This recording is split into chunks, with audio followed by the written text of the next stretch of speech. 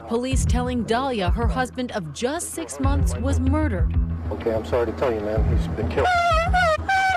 The Dalia Dippolito case introduction. Imagine marrying the person you believe is your soulmate, and within months, plotting their murder. This is the story of Dalia Dippolito. She is Boynton Beach's most unlikely and notorious celebrity. I didn't do anything. A young woman from Florida whose picture-perfect marriage turned into one of the most bizarre crime cases ever caught on camera. I never thought in a million years, honestly, that she'd try to kill me. It's all still sinking in for Michael Dippolito. The plot, his wife Dalia hatched to have him murdered. I'm positive, like 5,000% sure. A story of deception, obsession, and a murder-for-hire plot so unreal, it played out like a reality show, literally. Background. The perfect couple? Dalia Muhammad was born on the 18th of October 1982 and grew up in Boynton Beach, Florida. She was beautiful, confident, and loved living a flashy lifestyle. In early 2009, she married Michael Dippolito, a man who was trying to rebuild his life. Michael had a past. He'd served time for securities fraud and was still on probation. But he was also charming, financially stable, and ready to start fresh. To everyone else, Dalia seemed like the perfect partner for his new beginning. The couple's relationship appeared ideal. They owned a nice townhouse, went out to dinners, and posted happy pictures together. But behind those smiles, cracks were already forming. And within just 6 months, Dalia would be accused of plotting something unthinkable. I'm positive, like 5,000% sure. She was talking about having me killed, like ordering, a bologna sandwich, like, give me one of those with that. Like, wasn't very, it didn't mean anything to her, and that's the creepy part of it. Motive, money, control, and lies. According to investigators, Dalia wanted more control financially and emotionally. Michael's probation and criminal record limited their lifestyle, and she began to feel trapped. She says Mike failed to mention he was a convicted felon. Years ago, he'd been to prison for fraud after scamming investors out of tens of thousands of dollars. But instead of leaving, she started planning. She reached out to an ex-boyfriend named Mohammed Shihadeh and asked him for help not to talk, but to find a hitman. Shocked, Mohammed went straight to the Boynton Beach Police Department. From that moment on, police decided to play along, setting up one of the most unbelievable sting operations ever caught on film, the Sting Operation. In late July 2009, police arranged for Mohammed to meet Dalia in a gas station parking lot. Hidden cameras captured her calmly discussing how she wanted her husband killed. 2 days later, Dalia met the supposed hitman, who was actually an undercover police officer. She sat in his car, explaining where her husband lived, his daily routine, and the best time to do it. Then came the moment that made headlines. One of those men is in the front seat of this car. Your life straight after this, seriously, don't ever do this, And they're not talking about the weather. Killing somebody, come on. I mean, that's, nobody's gonna be able to point a finger at me. When the officer asked how sure she was about going through with it, Dalia replied, "I'm like 5,000% sure."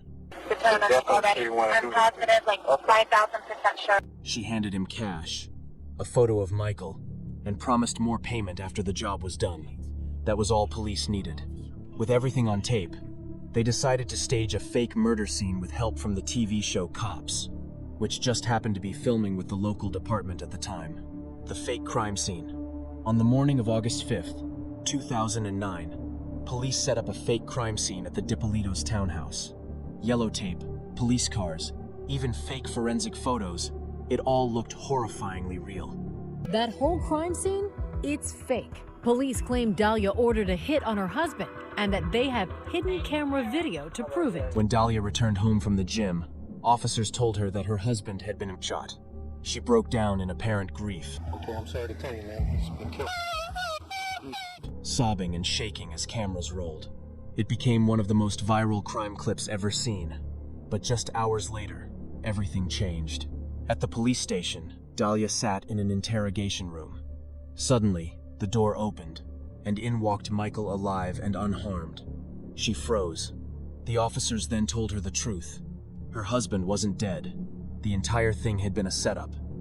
Her attorney, Brian Claypool, says Dalia is the innocent victim of a fame-hungry police department. This case is about a police department that tossed her under the bus for purposes of getting fame on a cops TV show. He points to that now infamous moment when police staged a fake crime scene and told Dalia Dippolito that her husband was dead. And she was under arrest for solicitation of first-degree murder.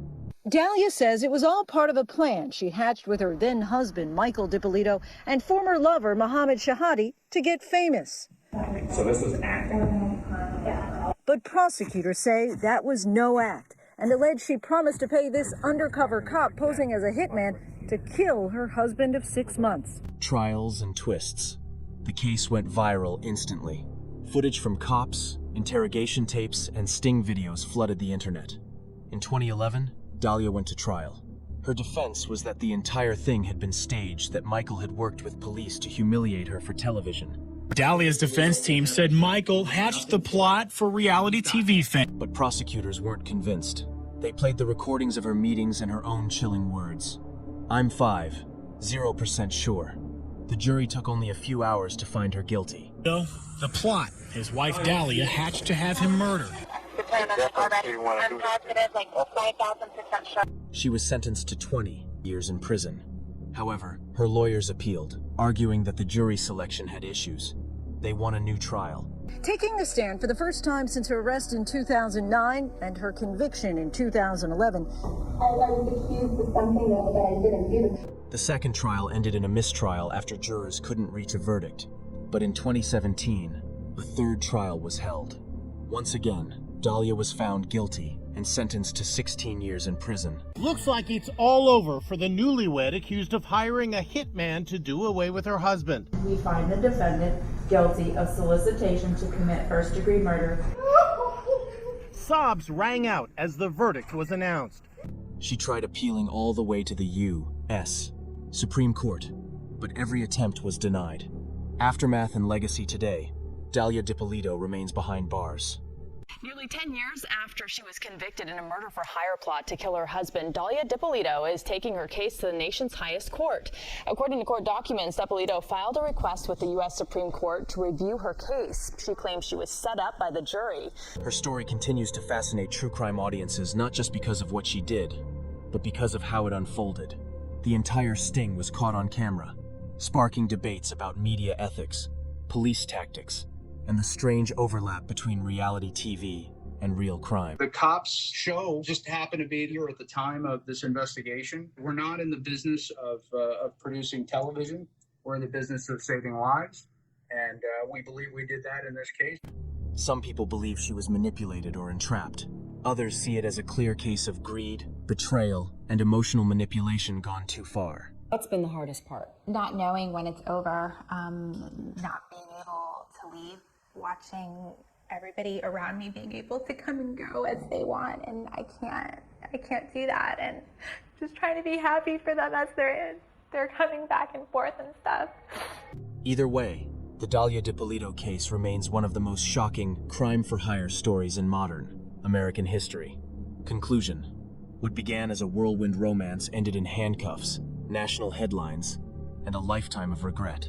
It's a chilling reminder that love can blind us, but lies, greed, and desperation can destroy everything. You know, their first defense in the other trial, I know it's something different, it was a reality TV show, which is ridiculous. Now they want to blame it on the Boynton Beach police, which is ridiculous.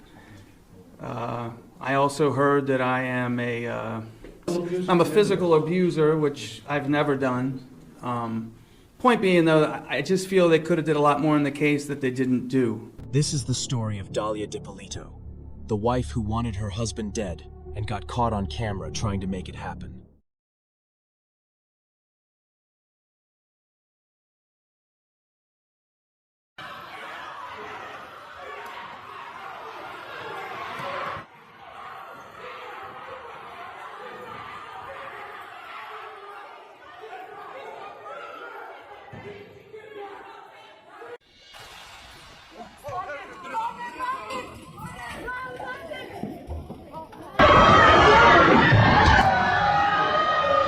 You don't have to do this.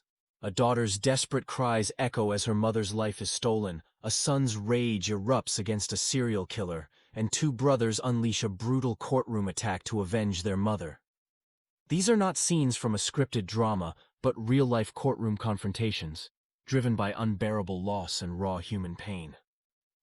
This documentary delves into the heart-wrenching true crime stories of Dale Williams, Vashon Flowers, and Alfred Gainor, where the grief of victims' families collides with justice in explosive chaos. From a mother's brutal murder in Ohio sparking a son's vengeance, to a domestic killing in Michigan igniting a son's desperate charge, to a serial killer's reckoning in Massachusetts facing a grieving son's fury, these cases lay bare the devastating toll of loss. What drives families to confront killers in the sanctity of a courtroom? Can justice ever soothe their shattered hearts? Join us as we unravel these stories of sorrow, rage, and the search for closure.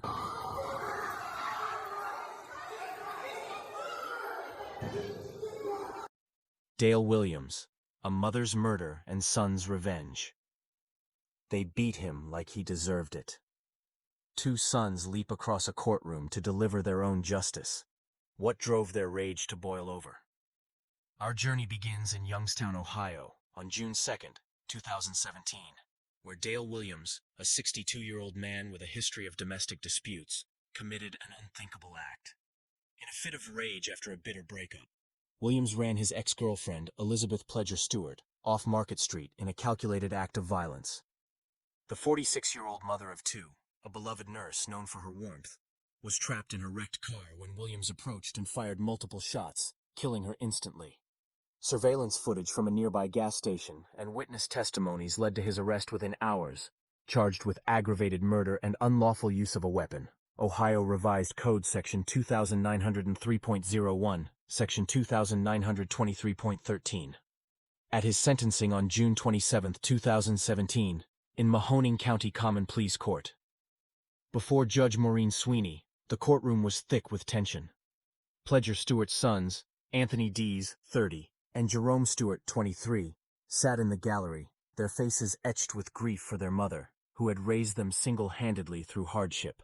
Williams, shackled and expressionless, pleaded guilty, hoping to avoid a trial. As Judge Sweeney read the sentence, 23 years to life, the brothers' pain erupted into action. Security footage, aired by WKBN News, captured Anthony vaulting over the defense table, grabbing Williams by his feet and dragging him to the floor. Jerome joined, landing a barrage of punches and kicks as Williams curled up, defenseless. "You took our mom," Anthony shouted, according to the Vindicator. Deputies struggled to intervene, one deploying a taser to subdue the brothers, who were pulled away, faces streaked with tears and rage. Williams, bloodied but not seriously injured, wiped his face as he was escorted out. Later sentenced to life with parole eligibility after 23 years. Now 70, he serves at Lorraine Correctional Institution, a shadow of the man who destroyed a family. Anthony and Jerome face charges of assault, contempt of court, and obstruction of justice.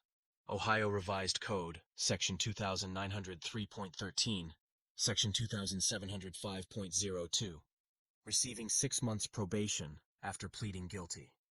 The case, covered extensively by WFMJ News, highlighted Ohio's 10% rise in domestic violence homicides from 2015 to 2019, Ohio BCI data. Pledger Stewart's sister, speaking to Youngstown News, described Elizabeth as a light that held us together. The brothers' attack, while unlawful, reflected a visceral need for justice, leaving Youngstown to wrestle with the ripple effects of domestic violence and courtroom chaos. The community held a vigil for Elizabeth, raising $5,000 for her grandchildren's education. But her absence remains a wound that time struggles to heal.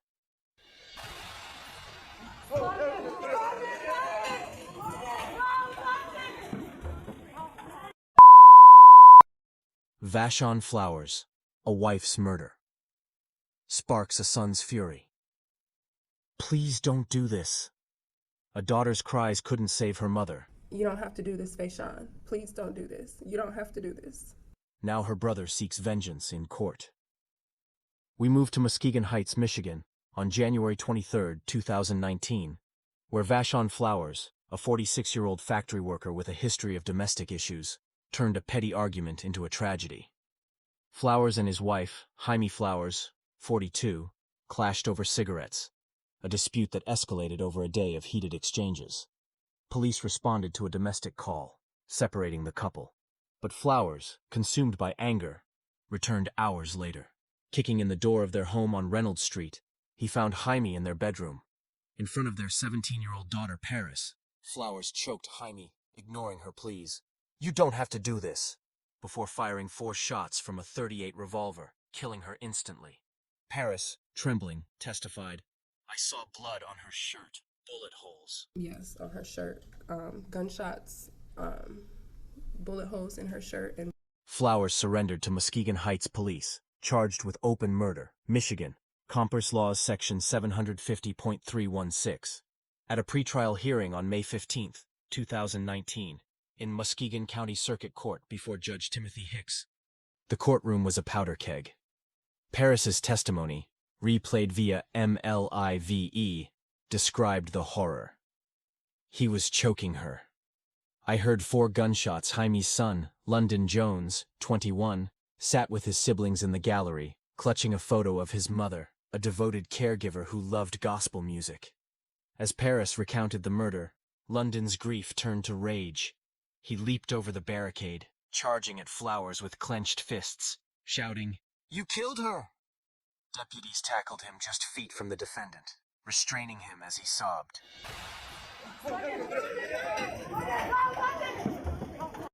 The incident, captured on court cameras and reported by WZZM News, led to London's removal, though prosecutors declined to charge him, citing his emotional turmoil. On July 10, 2019, Flowers was convicted of first-degree murder and sentenced to life without parole. Now 52, he resides at Ionia Correctional Facility, isolated from the family he shattered. Paris, speaking to Fox 17, said, "She was my best friend. He took our future." Haimey's siblings launched a local domestic violence awareness campaign, noting Michigan's 14% increase in domestic fatalities from 2017 to 2021, Michigan State Police data. The courtroom outburst, while fleeting, exposed the raw anguish of children forced to face their mother's killer, leaving Muskegon Heights to confront the scourge of domestic violence that claims over 40 lives annually in the state. Alfred Gainor, the serial killer's courtroom. Reckoning, he took my mother's life. A son's fury explodes against a serial killer. What toll does a monster's reign exact? We conclude in Springfield, Massachusetts, where Alfred Gainor, a 31-year-old drifter, unleashed a reign of terror from 1995 to 1998. Gainor, a drug addict with a prior robbery conviction, sexually assaulted and murdered 9 women, targeting vulnerable victims in Springfield's low-income neighborhoods. Among them was Vera Hallams, 44, a mother of 4 and church volunteer, found strangled in her apartment in October 1997. DNA evidence, collected from cigarette butts and clothing, linked Gainor to Hallams' murder in April 1998, later tying him to 8 other killings through forensic analysis. Charged with 9 counts of first-degree murder, Massachusetts, General Laws, Chapter 2, 165, Section 1. Gainor's hearing on April 15, 1998, in Hampton County Superior Court, before Judge Constance Sweeney was fraught with emotion. Vera Hallams' son, Eric Downs, 24, sat in the gallery, his mother's memory fueling his anger, as Gainor's attorney argued for bail, citing extreme confinement conditions. Downs could take no more. He vaulted over the barricade, landing a single, powerful punch to Gainor's face before deputies intervened. Gainor's sister tried to shield him, screaming, but Downs' rage echoed Vera's stolen life. Officers restrained Downs, who faced charges of assault and contempt of court, Massachusetts. General Laws, Chapter 2. 168, Section 13b, later receiving 6 months probation. Gainor pleaded guilty to all 9 murders in November 1998, accepting 8 consecutive life sentences without parole. Now 58, he remains at Souza Baranowski Correctional Center, a name synonymous with Springfield's darkest chapter. The case, covered by the Springfield Republican and Mass Live, revealed a 20% spike in violent crime in Springfield during the 1990s, FBI UCR data. Vera's daughter, speaking at a memorial, called her a beacon of love who never gave up on anyone. Down's attack, though brief, embodied the collective grief of a city ravaged by Gainor's crimes, with over 200 community members attending vigils for the victims. Springfield implemented stricter parole monitoring for repeat offenders post-1998, but the scars of Gainor's rampage endure. These stories, Dale Williams facing a son's brutal vengeance, Vashon Flowers enduring a son's desperate charge, and Alfred Gainor confronting a grieving son's fury, lay bare the raw intersection of loss and justice. In the sterile confines of a courtroom, where order is meant to prevail, the pain of losing a loved one can ignite chaos that no gavel can silence. Youngstown, Muskegon, and Springfield bear the weight of these tragedies, where families, driven by unbearable sorrow, sought to reclaim what killers stole. Yet, their actions raise profound questions. Does confronting a killer bring closure, or does it deepen the wounds? Can a courtroom, built on law, contain the chaos of human grief? As we reflect on these cases, we're reminded that justice is not just a verdict, it's a fragile bridge between loss and healing. If you or someone you know is struggling, reach out to the Suicide and Crisis Lifeline at 988 or the National Domestic Violence Hotline at 1-800-799-7233.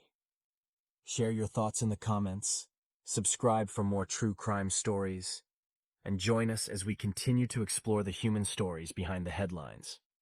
Together, let's honor the victims and seek a path toward healing.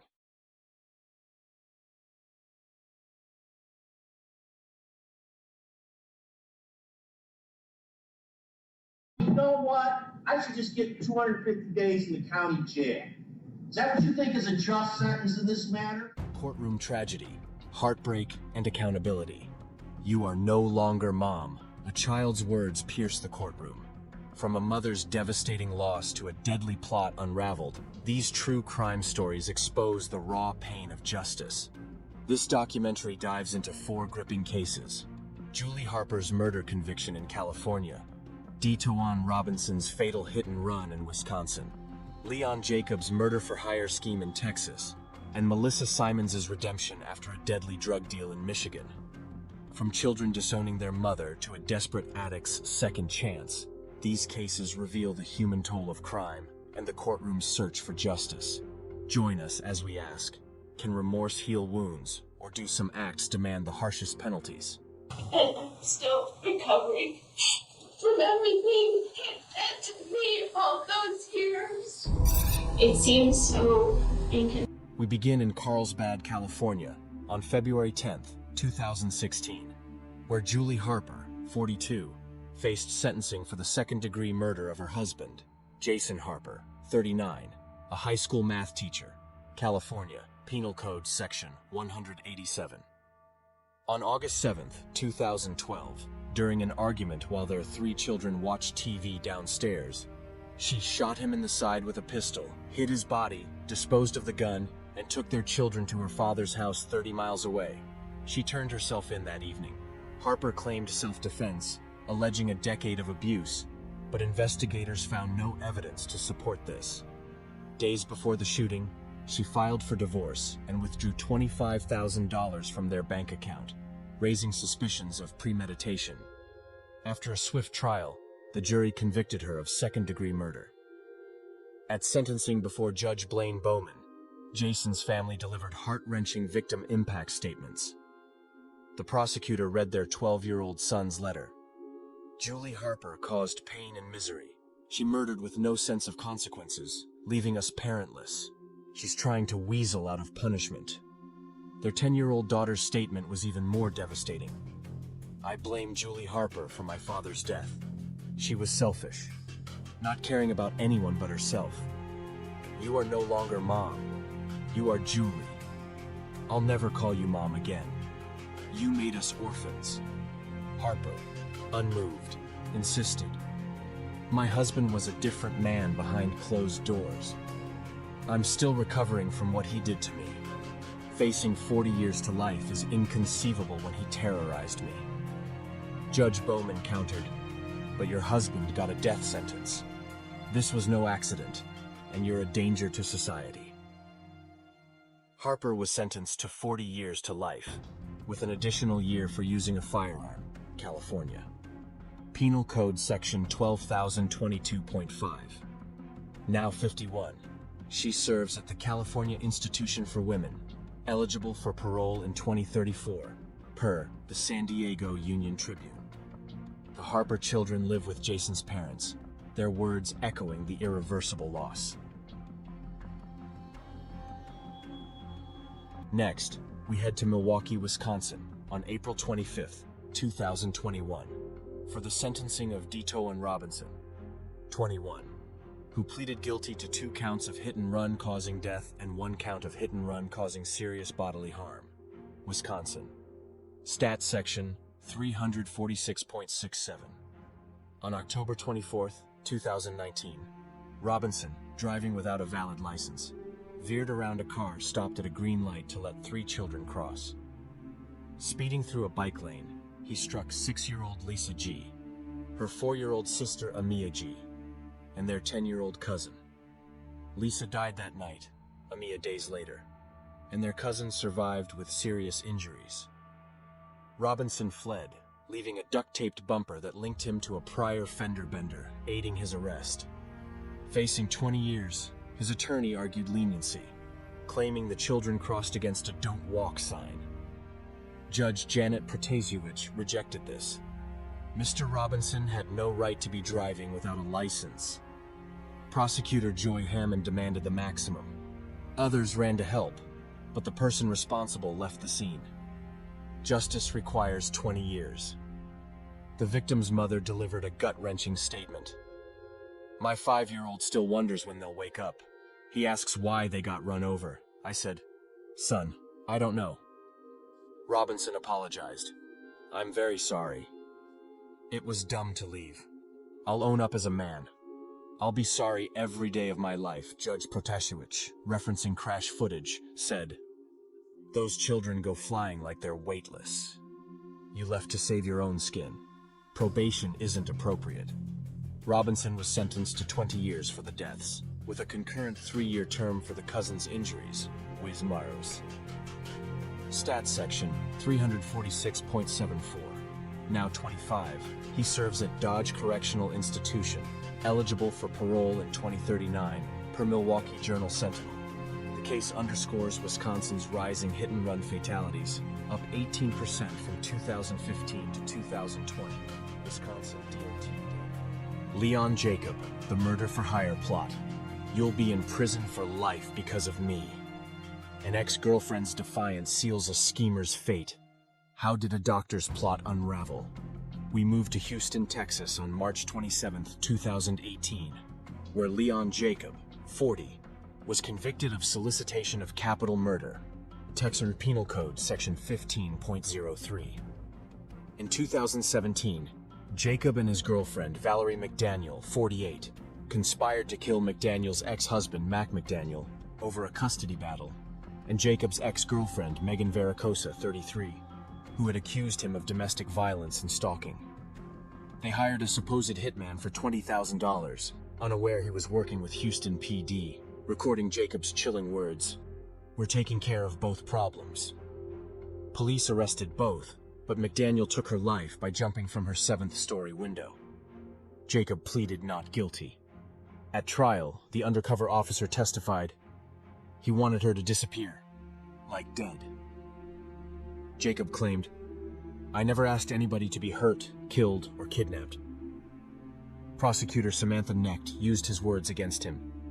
"You said, snatch her, put her in a room." Let me know if my voice drops to the point that you don't hear what I have. "And inject her with potassium chloride, stop her heart, untraceable. My survival is more important." At sentencing before Judge Jim Wallace, Megan delivered a powerful statement. "You manipulated me to leave my life in Pittsburgh. You called me poor and uneducated. I always knew you'd try to hurt me. You destroyed me financially, but you can't anymore. The case highlights Texas's 10% rise in domestic violence-related crimes from 2015 to 2020. Texas DPS data. Melissa Simons. You know what? I should just get 250 days in the county jail. Is that what you think is a just sentence in this matter? Where Melissa Simons, 36, pleaded guilty to delivering less than 50 grams of a controlled substance. Michigan. Commerce Laws, Section 333.7401. In 2015, Simons, an addict, supplied heroin laced with fentanyl to her friend, Christopher Reisner, 29, who overdosed and died. Reisner, a recovering addict and advocate, had relapsed. Facing 5 to 20 years, Simons, who served 253 days in county jail, appeared before Judge John McBain. Initially, McBain was harsh. You think 250 days in county jail is just? You're going to prison. You know what? I should just get 250 days in the county jail. Is that what you think is a just sentence in this matter? She was sick, like Reisner. She overdosed herself after this. McBain, unmoved, sentenced her to 5 to 20 years. But 8 days later, on June 23, 2018, Kirkpatrick presented texts showing Reisner sought the drugs, proving both were users, not dealers. He requested 36 months and a 90-day SAI boot camp. McBain reconsidered. The texts show Reisner reached out for drugs, not in the pre-sentence report. Boot camp's tough, but you'll come home after 90 days. Simons received 36 months, minus 261 jail days, plus boot camp. Now 43, she completed her sentence in 2020 and is in recovery, per MLive. Harper's disownment, Robinson's tragedy, Jacob's deadly plot, and Simons' redemption reveal the courtroom's weighty role in confronting loss and seeking justice. From heartbroken families to second chances, if you or someone needs help, call 988, Suicide and Crisis Lifeline, or 1-800-799-7233, National Domestic Violence Hotline. Share your thoughts below, and stay tuned for more true crime stories that probe the heart of justice.